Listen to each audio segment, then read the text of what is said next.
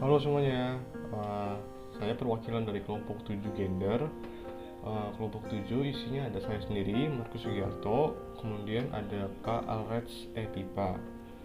Kami kelompok 7 akan mengambil kasus tentang pelecehan seksual di bus Transjakarta yang dialami oleh Haura. Kami kemudian akan mencoba menganalisisnya menggunakan perspektif feminisme radikal. Silakan menonton video kami. Terima kasih. Selanjutnya saya akan menjelaskan tentang pelecehan seksual. Pelecehan seksual dapat terjadi di mana saja, termasuk di transportasi umum khususnya bus trans. Pelecehan seksual bus trans merupakan tindakan yang tidak dapat diterima dan melanggar hak asasi manusia. Pelecehan seksual dapat berupa tindakan verbal atau fisik yang tidak diinginkan dan mengganggu, termasuk perilaku seperti komentar seksual yang tidak pantas, sentuhan yang tidak diinginkan, atau perilaku lain yang tidak pantas.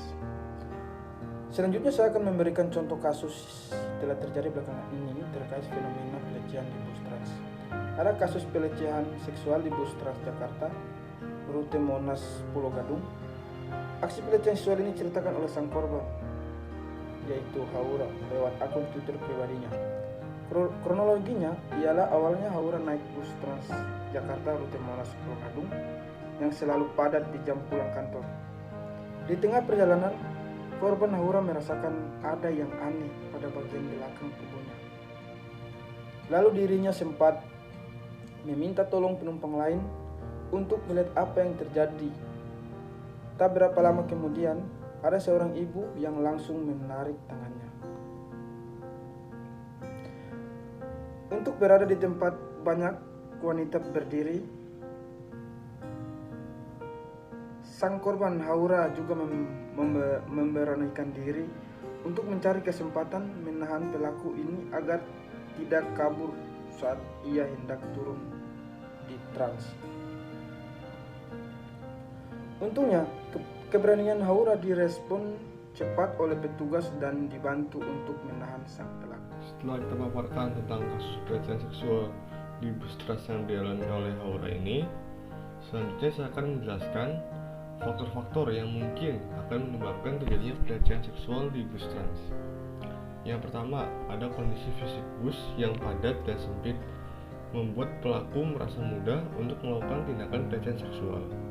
Kondisi yang penuh sesak dan tidak nyaman tersebut bisa memicu pelaku untuk melakukan tindakan pelecehan terhadap penumpang, terutama pada bagian tubuh yang sensitif. Yang kedua, budaya patriarki yang masih melekat di masyarakat, di mana perempuan masih sering sekali dianggap sebagai objek seksual dan memiliki posisi yang lebih rendah dibandingkan laki-laki. Kemudian budaya ini bisa memperkuat perilaku pelecehan seksual, di mana pelaku merasa berhak untuk melakukan tindakan tersebut terhadap perempuan atau disahkan gitu misalkan. Kemudian ketiga, kurangnya kesadaran dan pendidikan mengenai seksualitas dan hak-hak individu.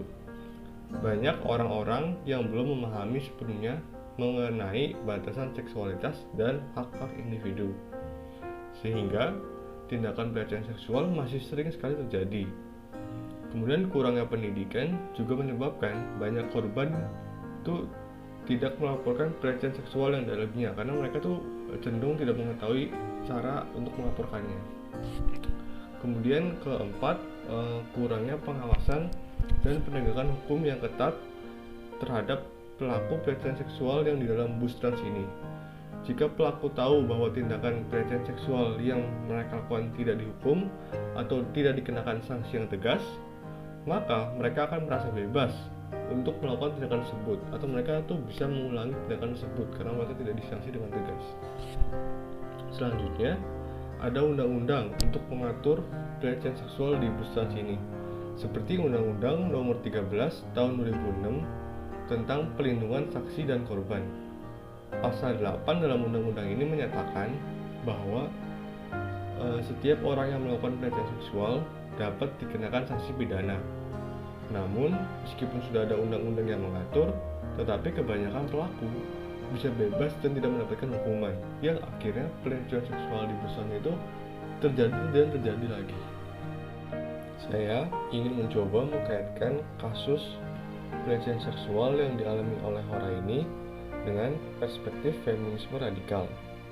Dalam kacamata feminisme radikal, kebanyakan kasus pelecehan seksual di bus trans, budaya patriarki lah yang menjadi akar penyebab dari fenomena ini.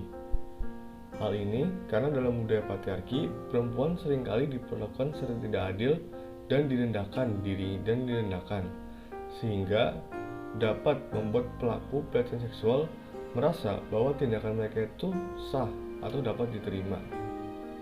Budaya patriarki juga dapat mempengaruhi pandangan masyarakat terhadap korban, di mana korban seringkali disalahkan atau dianggap provokatif dalam situasi pelecehan seksual.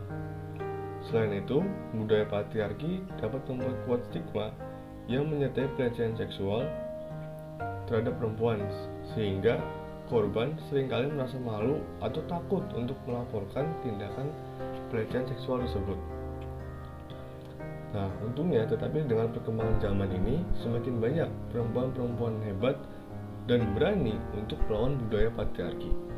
Kemudian big respect untuk Haura karena dia berani untuk melawan pelecehan seksual yang dialami dirinya ini.